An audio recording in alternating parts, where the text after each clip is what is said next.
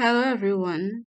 I am here today to discuss the salacious details surrounding the affair between GMA3 co-hosts AmyRobach and TJHolmes that came to light in November and some possible lessons that we could all learn from this ordeal. TJHolmes, 45, first gained national prominence as an anchor and correspondent for CNN.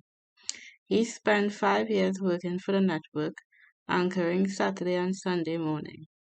Holmes left CNN in 2011 after signing a multi-platform talent deal with BET Networks, which included a new show called Don't Sleep. Unfortunately, the show was cancelled and Holmes parted ways with BET in 2013. Despite the setback, he quickly moved on, and just a year later in 2012, he became a substitute anchor on MSNBC and appeared on CNN as a fill-in correspondent, while also working as an anchor during this time period. In 2014, Holmes landed his dream job at ABC News as a correspondent and anchor.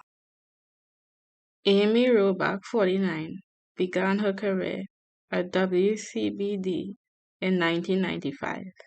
She worked there for 4 years and in 1999 began working with WTTG and then moved on to MSNBC in 2003, where she worked for another 4 years. She then became a co-anchor at Weekend Today in 2007 and worked there until 2012. She landed her big break in 2014 and became a co-anchor at ABC and an anchor for the new 2020. In March 2020, she became a co-anchor on GMA3. Now let's look at the affair timeline. When news broke in November that AmyRobach and TJHolmes had an affair, the entire internet was filled with videos speculating about when the affair began.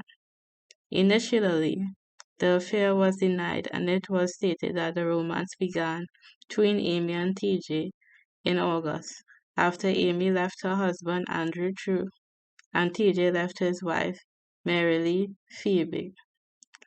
However, there has been some photographs and accounts by other co-hosts that contradicts this statement. On March 17, 2022, Holmes and Robach posted a giggle-filled TikTok to the GMA account about their training for the New York City Marathon. In the video, Amy could be heard saying that they were both finishers. TJ looked at Amy as though she said something salacious. For me, this was a telltale sign that the affair had already begun. The joke seemed like a double entendre that appeared to be an inside joke between the both of them about their alleged sexual relationship with each other. According to a source from Page 6, the affair began around the marathon in March. In May, Amy and Holmes were spotted canoodling in bars near ABC. In August, both Amy and TJ moved in to new living arrangements. In November 13th, photos surfaced of TJ slapping Amy's butt. 2 days before that, they spent the weekend in a remote cottage. I think it is very apparent that the affair began before August and possibly before March.